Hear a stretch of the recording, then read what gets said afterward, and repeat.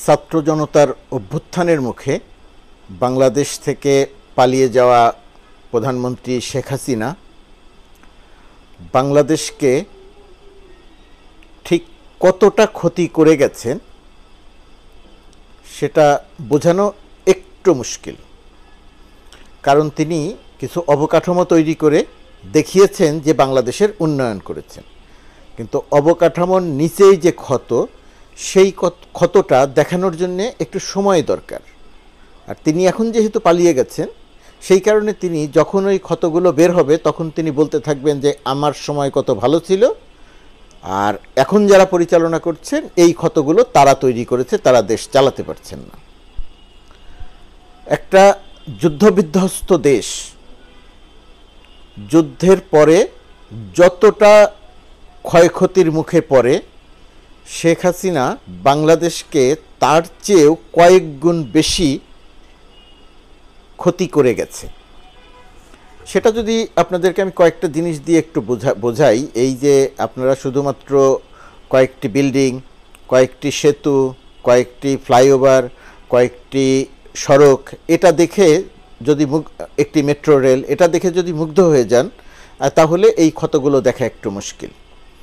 মানে নৈতিক, আর্থিক, আইনত এই জায়গাগুলো যে শেখ হাসিনা ধ্বংস করে দিয়ে গেছেন, আমি শুধুমাত্র কয়েকটা জিনিস একটু ধরে ধরে আপনাদের সামনে বলি যে কী পরিমাণ ক্ষতি করে দিয়ে গেছেন। ধরুন, আমাদের শিক্ষা ব্যবস্থা পুরোটা ধ্বংস করে দিয়ে গেছেন, প্রাইমারি থেকে শুরু করে উচ্চশিক্ষা পর্যন্ত। কোথাও কোনো জায়গায় তিনি কোনো নিয়ম নীতি অনুসরণ করেননি। যখন যা মনে হয়েছে সেরকম পাঠ্যক্রম তৈরি করেছেন, পাঠ্যক্রম সংশোধন করেছেন। সর্বশেষ তিনি স্কুলের পাঠ্যক্রমটি এমনইভাবে তৈরি করে গেছেন যে পাঠ্যক্রম পড়ে মানুষের পক্ষে, আর যাই হোক, লেখাপড়া শিখে কোনো কাজকর্ম করা সম্ভব নয়, সেরকম একটি পাঠ্যক্রম তিনি তৈরি করে গেছেন। আমি এই বিষয়গুলো আলাদা আলাদা বিস্তারিত আলোচনা করব না, শুধু পাঠ্যক্রমের কথাটি বললাম। আর উচ্চশিক্ষা প্রতিষ্ঠান, সেই প্রতিষ্ঠানগুলোকে যতভাবে সম্ভব সেটা ধ্বংস করে গেছেন। শিক্ষকদের রাজনীতির কথা যদি বলেন, সেটা একদম পুরোপুরিভাবে ধ্বংস করে দিয়ে গেছেন। এর বাইরে দেখা, একটি জাতির মেরুদণ্ড তো শিক্ষা, তো শিক্ষা ব্যবস্থাটাকে তিনি দীর্ঘ সময় নিয়ে পরিকল্পিতভাবে ধ্বংস করে দিয়ে গেছেন। কারণটা কি? কারণটা হচ্ছে তার নিজের এবং তার চারপাশের তার আত্মীয় স্বজনের এবং তারা দেশ পরিচালনায় তিনি যাদের উপরে নির্ভর করেছিলেন, তাদের কেউ এই দেশের বাংলা মাধ্যমে পড়াশোনা করে না। তো যেহেতু তারা বাংলা মাধ্যমে পড়াশোনা করে না এবং দেশের সাধারণ মানুষ যেহেতু বাংলা মাধ্যমে পড়াশোনা করে, এবং তারা যাতে কোনো দিন মানুষ না হয়, তারা যাতে কোনো দিন মাথা উঁচু করে দাঁড়াতে না পারে, সেই কারণে তিনি পরিকল্পিতভাবে এই দেশের শিক্ষা ব্যবস্থাটা ধ্বংস করে দিয়ে গেছেন। এটা তো একটা গেল একটু বৃহত্তর পরিসরে। আর একটু ক্ষুদ্র পরিসরে আরও কয়েকটার কথা বলি। যেমন ধরেন, আমাদের আর্থিক সেক্টর বলে ব্যাংক থেকে শুরু করে ব্যাংক, বিমা, রাষ্ট্রীয় ব্যাংক, বেসরকারি ব্যাংক, এই ব্যাংকগুলো থেকে মানে কি বলবো, লক্ষ লক্ষ কোটি টাকা তিনি তার কিছু অনুসারীকে পাচার করার সুযোগ করে দিয়েছে। যার মনে হয়েছে সে ব্যাংকে ঢুকে সেই ব্যাংকটি লুটপাট করেছে। সেটা বেসিক ব্যাংক বলেন, আর ইসলামী ব্যাংক বলেন, আইএফআইসি ব্যাংক বলেন, যে কোনো ব্যাংকের কথাই বলেন, বাংলাদেশ ব্যাংকের ডলার চুরি বলেন, কারো কোনো বিচার নাই, কারো কোনো শাস্তি নাই, কারো কোনো জবাবদিহিতা নাই। যে যেভাবে পারবে সে সেইভাবে দেশের অর্থ লুট করবে এবং পাচার করবে। এবং শেখ হাসিনা সরকারের নীতি ছিল এই লুট এবং পাচারকারীর সহায়ক। সে কারণে দেশের সবচেয়ে বড় অর্থ লোপাটকারী, খেলাপি ঋণের নামে যিনি অর্থ লুট করেন দেশের, সেই ব্যক্তির নাম সালমান এফ রহমান, এবং সেই ব্যক্তিকে শেখ হাসিনা সবচেয়ে বেশি সুযোগ দিয়েছেন। এস আলম গ্রুপ শুধুমাত্র $1 বিলিয়ন বিদেশে বিনিয়োগ করেছেন। বাংলাদেশ থেকে তিনি বাংলাদেশ ব্যাংকের অনুমতি নিয়ে একটি টাকাও নেননি। তার মানে এই $1 বিলিয়ন টাকা দেশ থেকে চুরি, লুটপাট করে পাচার করেছেন। এরকম আরও অনেকগুলো উদাহরণ দেয়া যাবে। তার মানে হচ্ছে আর্থিক সেক্টরের যত রকমের অন্যায় অনিয়ম সম্ভব শেখ হাসিনা সরকার ততগুলোই করে গেছেন। মানে ইনস্টিটিউশনগুলো, ব্যাংকগুলো, বাংলাদেশ ব্যাংক থেকে শুরু করে সবগুলো ইনস্টিটিউশন ধ্বংস করে দিয়ে গেছেন। এই যে আর্থিক সেক্টরের কথা বললাম, শিক্ষার কথা বললাম, আরও ছোটো জায়গার কথা বলি। ধরুন আমাদের ক্রিকেটই তো আমাদের একমাত্র খেলা, যে খেলাটিতে আন্তর্জাতিক অঙ্গনে ক্রিকেট খুব বেশি দেশ খেলে না, কিন্তু তারপরেও যে দেশগুলো খেলে সেই দেশগুলোর মধ্যে বাংলাদেশের একটা অবস্থান তৈরি হয়েছিল, এবং এটা দীর্ঘ বছর ধরে চেষ্টা করতে করতে সেই অবস্থানটি তৈরি হয়েছিল। আমাদের এই ক্রিকেটটাকে শেখ হাসিনা কীভাবে ধ্বংস করলেন? শেখ হাসিনা তার নিজের লোক পাপনকে ক্রিকেট বোর্ডের সভাপতি বানালেন, এবং সেই সভাপতি বানিয়ে সেটাকে একটা চিরস্থায়ী বন্দোবস্তের মতো ব্যবস্থা করে দিলেন। পাপনের ক্রিকেট বিষয়ে জ্ঞান যাই হোক, কথা যাই হোক, পাপনের নেতৃত্বে ক্রিকেটের শোচনীয় অবস্থা, যত শোচনীয় অবস্থাই হোক, শেখ হাসিনা নির্বিকার, সেই জায়গাতে তিনি দেখবেন না। সেখানে এত টাকা, এত অনিয়ম দুর্নীতির অভিযোগ, কোনো তদন্ত নাই, কোনো কথা নেই। ক্ষতির আরও একটা ধরন দেখেন, আমাদের কোনো সন্দেহ নাই মাশরাফি বিন মুর্তজা বাংলাদেশের ক্রিকেট ইতিহাসের অন্যতম সেরা অধিনায়ক, অন্যতম সেরা পেস বোলার। এই মাশরাফি বিন মুর্তজাকে তিনি দলের অধিনায়ক থাকা অবস্থাতে রাজনীতিতে এনে এমপি বানালেন। ভোটারবিহীন নির্বাচন, মাশরাফির যে জনপ্রিয়তা, নড়াইল থেকে নির্বাচন করলে মানুষ যদি ভোট দিত তবুও তিনি বিজয়ী হতেন বলে আমার ধারণা। কিন্তু মাশরাফিকে দলে নিয়ে এসে ভোটারবিহীন নির্বাচনে, রাতে ভোটের নির্বাচনে মাশরাফিকে এমপি বানানো হলো। এতে কি হলো? মাশরাফির ক্ষতি হলো যে তার যে আন্তর্জাতিক এবং জাতীয়ভাবে তার যে গ্রহণযোগ্যতা, সেই গ্রহণযোগ্যতার ক্ষতি হলো। তার চেয়ে বড় ক্ষতি হলো বাংলাদেশের ক্রিকেটের। তিনি দলের অধিনায়ক থাকা অবস্থাতে ভাগ হয়ে গেলেন, এক পক্ষের মানুষ হয়ে গেলেন, আওয়ামী লীগের মানুষ হয়ে গেলেন, বিএনপি সহ অন্যরা যে একটি পক্ষ, সেই পক্ষের বিরুদ্ধে চলে গেলেন। মাশরাফিরও ভুল আছে, তিনি তখন সেটা বুঝতে পারেননি, তখন তিনি সেটা না করতে পারেননি, অথবা তিনি না করলেও তার সেই কথা শোনা হয়নি। অর্থাৎ ক্রিকেটের যে ক্ষতি, সেই ক্ষতির কারণগুলোর মধ্যে মাশরাফিও একটি। সাকিব আল হাসান মানুষ হিসেবে বেয়াদব, লোভী, বাটপারি, জোচ্চুরি, এগুলোতে তার এক ধরনের সম্পৃক্ততা আছে। আদম পাচার থেকে শুরু করে সব কিছুতে তার একটা সম্পৃক্ততা আছে। খুঁজলে টাকা পাচারের তথ্য তার বিষয়ে পাওয়া যাবে। সব কিছুর পরেও সাকিব আল হাসান ক্রিকেটার হিসেবে অসাধারণ। বহুদিন পৃথিবীর নাম্বার 1 অলরাউন্ডার হিসেবে তিনি থেকেছেন। কিন্তু সাকিব আল হাসানকে শেখ হাসিনা আরও বড় বেয়াদবি করার লাইসেন্স দিয়ে দিল। সাকিব আল হাসান বোর্ড যে সিদ্ধান্ত নিক, সে সিদ্ধান্ত মানে না। জাতীয় দলে খেলার কথা, জাতীয় দলে খেলবে না, সে অন্য জায়গায় লিগ খেলতে চলে যায়। বোর্ড তাকে কোনো কিছু বলতে গেলে চিন্তা করে, কারণ সাকিব আল হাসানের কাছে শেখ হাসিনার সরাসরি সম্পর্ক। সাকিব আল হাসান প্রধানমন্ত্রী শেখ হাসিনাকে ফোন করে কথা বললেই সেই সাকিব আল হাসান যেটা বলেন সেটাই গ্রহণযোগ্য হয়, বোর্ড যেটা বলে সেটা গ্রহণযোগ্য হয় না। অর্থাৎ বাংলাদেশের ক্রিকেটটাকে আজকে যে শোচনীয় অবস্থার মধ্যে পড়েছে, এর একক কৃতিত্ব মানে কি, মানে ভয়াবহ রকমের কৃতিত্ব, সেটি হচ্ছে শেখ হাসিনার। মানে একটা খেলাকেও তিনি ছেড়ে দেননি। আরও দেখেন, আমাদের চলচ্চিত্রের অবস্থা খুবই খারাপ, আমাদের নাটকের অবস্থা মোটামুটি ভালো, কিন্তু সেই জায়গাটিও শেখ হাসিনা ধ্বংস করে দিয়েছেন।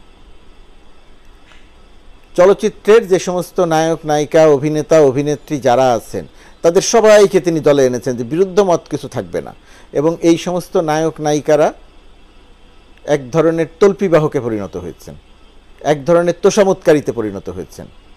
ঢাকার থেকে প্লেনে চট্টগ্রাম গিয়ে চট্টগ্রামে বক্তৃতার সময় বলে যে ঢাকা চট্টগ্রাম হাইওয়ে রাস্তা কি ইউরোপের মতো, মানে এক ধরনের বাটপাড়িতে পরিণত হয়েছেন।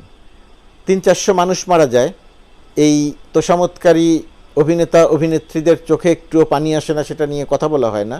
বিটিভিতে আগুন দেয়া, অবকাঠামো পুড়িয়ে দেয়া, তারা বিটিভির সামনে গিয়ে কান্নাকাটি করেন।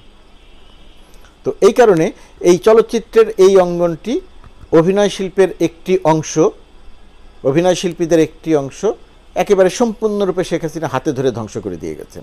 যদিও অভিনয় শিল্পী নির্মাতাদের একটা বড় অংশ প্রতিবাদে শরিক হয়েছেন, এবং তারা পাঠকের কাছে, তারা দর্শকের কাছে গ্রহণযোগ্য একটা অংশ, এটা কিছুটা আসার কথা।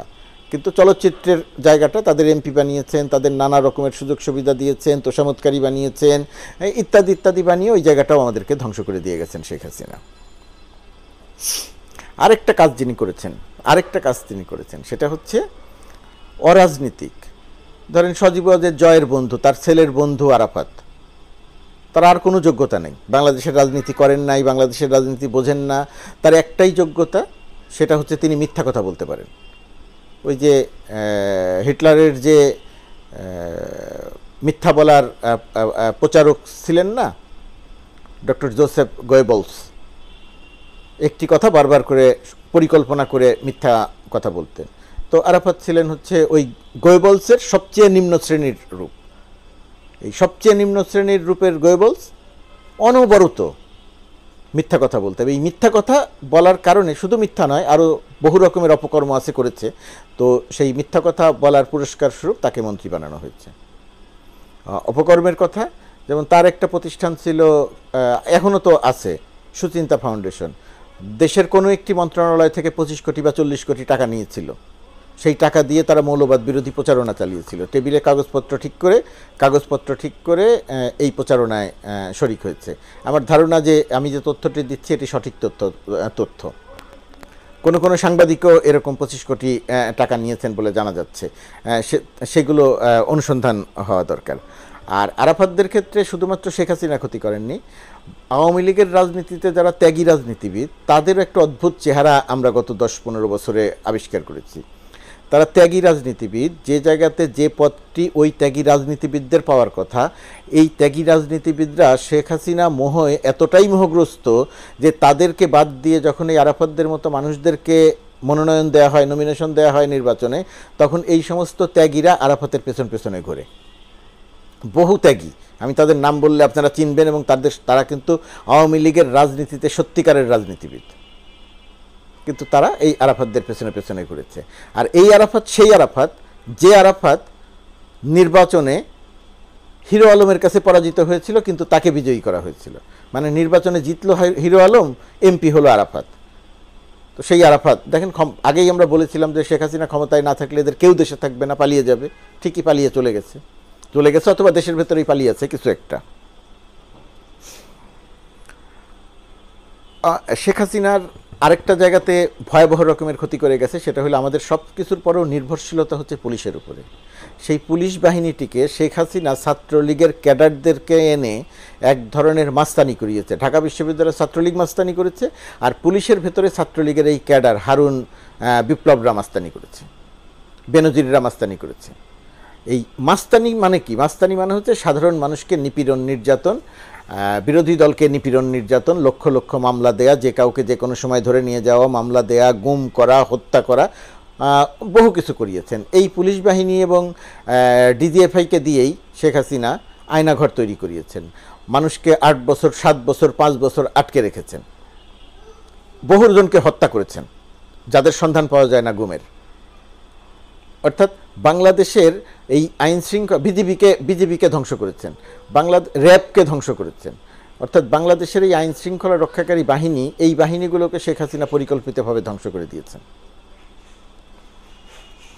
ছাত্রলীগের কথা বললাম, ছাত্রলীগ একটা ঐতিহ্যবাহী সংগঠন ছিল। সেই ছাত্র সংগঠনকে শেখ হাসিনা একটা রেপিস্ট সংগঠনে পরিণত করেছেন।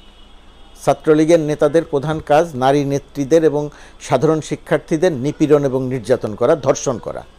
ছাত্রলীগই বাংলাদেশের একমাত্র ছাত্র সংগঠন যারা শিক্ষাঙ্গনে শিক্ষার্থীদের ধর্ষণ করে। সেই ধর্ষণের উৎসাহদাতা, ইন্ধনদাতা শেখ হাসিনা। যুবলীগ একই কথা, যুবলীগের রাজনীতিবাদ, মাস্তানি, ঠিকাদারি, চাঁদাবাজি, এতে সম্পৃক্ত করে গেছেন। আওয়ামী লীগের তো কোনো কথাই নেই, আওয়ামী লীগ রাজনৈতিক দলটিকেই তো শেখ হাসিনা ধ্বংস করে দিয়ে গেছে। ইতিহাসের সবচেয়ে বাজে, সবচেয়ে অযোগ্য, সবচেয়ে অদক্ষ ওবায়দুল কাদেরকে পরপর 3বার, মনে হয়, হ্যাঁ 3বারই তো সাধারণ সম্পাদক বানিয়েছেন। মানে অযোগ্যতাই তার কাছে যোগ্যতা। আর শেখ হাসিনা সবচেয়ে বড় যে ক্ষতি করে গেছেন সেটি হচ্ছে বঙ্গবন্ধু শেখ মুজিবুর রহমানের। বঙ্গবন্ধুর ক্ষতিটা শেখ হাসিনা সবচেয়ে বেশি করেছেন। মুক্তিযুদ্ধের ক্ষতি শেখ হাসিনা সবচেয়ে বেশি করেছেন। বঙ্গবন্ধুকে তার এই সকল রকমের অন্যায়, অনিয়ম, দুর্নীতি, অনৈতিকতার কাজে, ক্ষমতায় থাকার কাজে, শিক্ষার্থীদের হত্যা করার কাজে বঙ্গবন্ধুর ইমেজকে ব্যবহার করেছেন, মুক্তিযুদ্ধের চেতনাকে ব্যবহার করেছেন। সাইফুদ্দিন মানিকের মতো একজন বাটপারকে বিচারপতি বানিয়েছেন। এই বাটপারকে দিয়ে টকশোতে মিথ্যা বলিয়েছেন, মানুষকে অপমান, অসম্মান করেছেন। সব কিছু করেছেন বঙ্গবন্ধু এবং মুক্তিযুদ্ধের চেতনা বিক্রি করে। তার মানে হচ্ছে নৈতিকভাবে এবং আইনগতভাবে শেখ হাসিনা বাংলাদেশকে ধ্বংস করে গেছেন। আর্থিক খাত ধ্বংস করে গেছেন, আইন শৃঙ্খলা বাহিনী ধ্বংস করে গেছেন, ক্রিকেট ধ্বংস করে গেছেন। আর কতগুলোর কথা বলবো। বাংলাদেশকে দাঁড়ানোর জন্য, উঠে দাঁড়ানোর জন্য যে জায়গাগুলো সবচেয়ে গুরুত্বপূর্ণ সেই জায়গাগুলো ধ্বংস করে দিয়ে শেখ হাসিনা তার আত্মীয় পরিজন নিয়ে, পালানোর সময় 2 জন পালিয়েছেন, কিন্তু আত্মীয়রা বোনের ছেলে মেয়ে, বোনের ছেলে, নিজের ছেলে, এই সমস্ত একেবারে কাছের আত্মীয় যে কয়জন, সেই কয়জনকে, ঢাকার মেয়র, দক্ষিণের মেয়র, সেই কয়জনকে পালানোর সুযোগ দিয়ে এবং নিজে পালিয়ে গেছেন। সমগ্র বাংলাদেশকে অরক্ষিত রেখে গেছেন, দলের নেতাকর্মীদের অরক্ষিত রেখে গেছেন। সেই অরক্ষিত বাংলাদেশে প্রথম কয়েকদিন অত্যন্ত অরাজক পরিবেশ চলেছে এবং ক্রমান্বয়ে সেটা এখন স্বাভাবিক অবস্থায় পৌঁছচ্ছে।